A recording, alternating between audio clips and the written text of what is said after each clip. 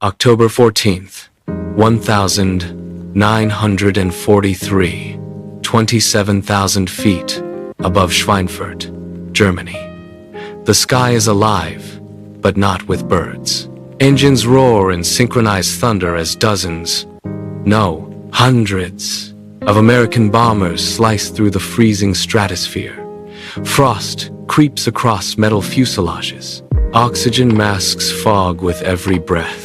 Gunners scan the horizon, fingers stiff, eyes burning. And then, black bursts, flak explodes all around them.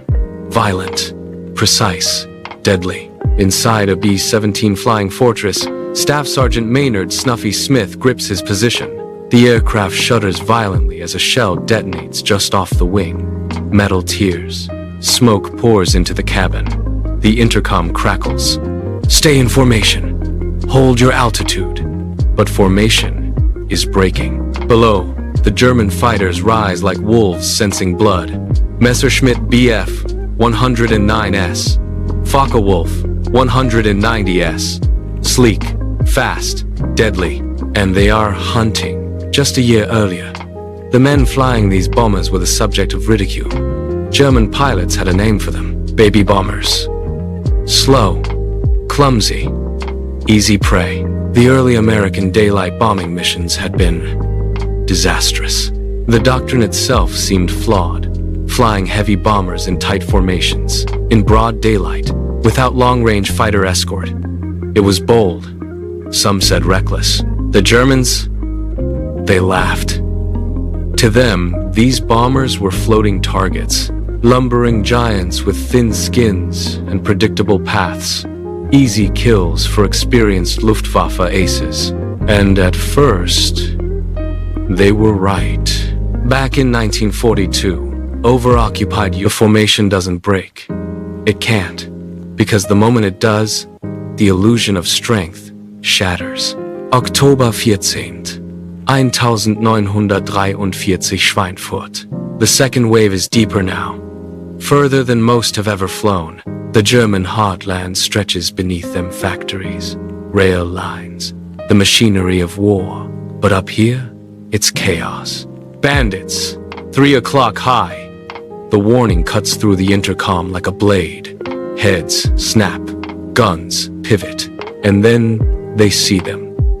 Dozens of German fighters, tight, disciplined, closing fast, not reckless like before, not diving blindly into defensive fire. This time, they've learned. The Luftwaffe has changed tactics. Head-on attacks, the most dangerous approach imaginable. German fighters now charge directly at the bombers' noses, closing speeds over 600 miles per hour.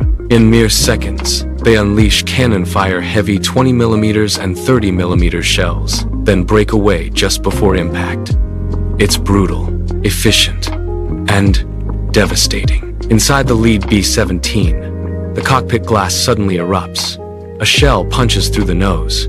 The bombardier disappears in a mist of red. The pilot jerks the controls, fighting to keep the aircraft level. There's no time to react, no time to grieve, only survive. The Americans respond the only way they can. They tighten formation even more. Planes flying so close, you could step from one wing to another. Why? Because every inch of space between them is a gap the enemy can exploit. But this closeness comes at a cost. When one plane is hit, Winter 1943. The airfields of eastern England are quiet, but not calm. Ground crews move like ghosts through the morning fog, their breath visible in the cold. Mechanics tighten bolts, check fuel lines, load ammunition belts that snake endlessly into the bellies of bombers. Something is different. The bombers are still there, rows of B-17S and B-24S stretching across the horizon. But now, they are no longer alone. A new shape sits beside them. Sleek, narrow, unfamiliar. Its nose is long, almost elegant. Its wings laminar and clean. And under those wings, drop tanks, fuel, distance, possibility. The P-51 Mustang. At first glance, it doesn't look like a revolution. But it is. Because this fighter can do something no other American aircraft has managed before. It can go the distance, all the way to Berlin and back. Before this moment, bombers had a deadly boundary, a line in the sky. Once they crossed it, escort fighters had to turn back. Fuel limitations forced them home, leaving the bombers exposed, alone.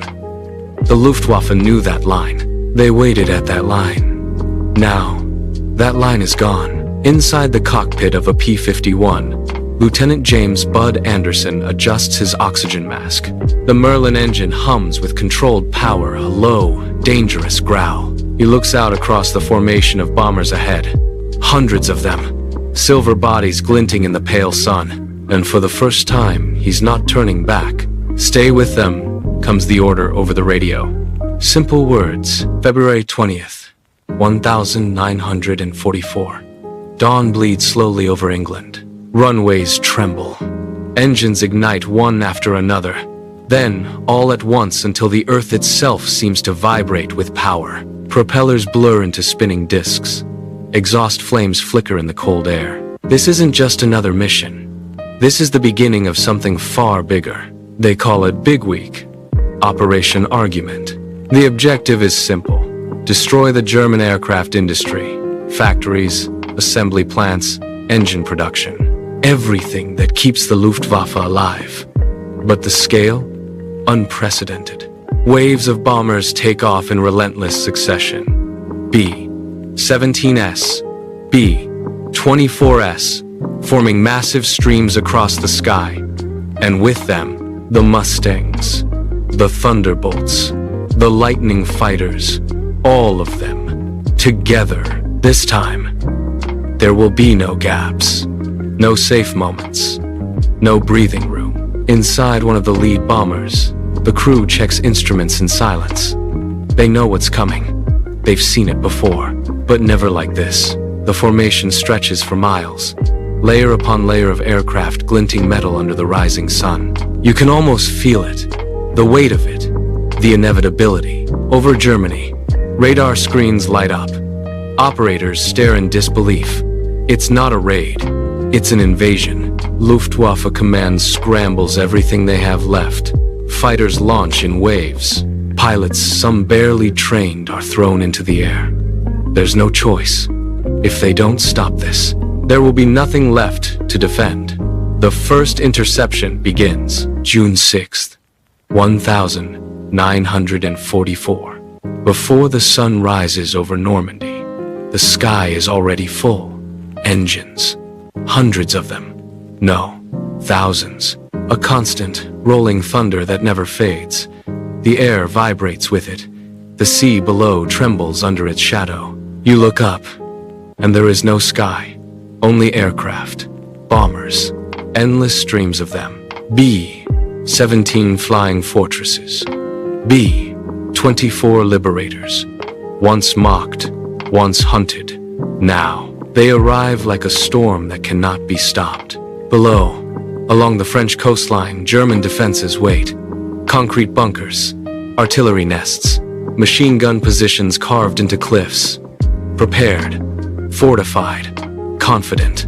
But they're looking at the wrong battlefield. Because the war is no longer decided on the ground. It's decided up here. The first bombs fall before the invasion even begins. Coastal defenses erupt under precision strikes. Gun emplacements vanish in fire. Communication lines are severed. Roads cratered beyond use. And behind it all, the bombers keep coming. There's no pause, no mercy, no gap to exploit. Because now, the system is complete. Fighter escorts sweep ahead, Mustangs hunting anything that dares to rise. Thunderbolts pound ground targets, tearing apart transport and reinforcements. And above it all, the bombers. Steady, relentless, untouchable. Inside one B-17, a young gunner scans the horizon. He's heard the stories. Schweinfurt, Black Thursday, the days when they were called baby bombers. He looks around now, at the formation stretching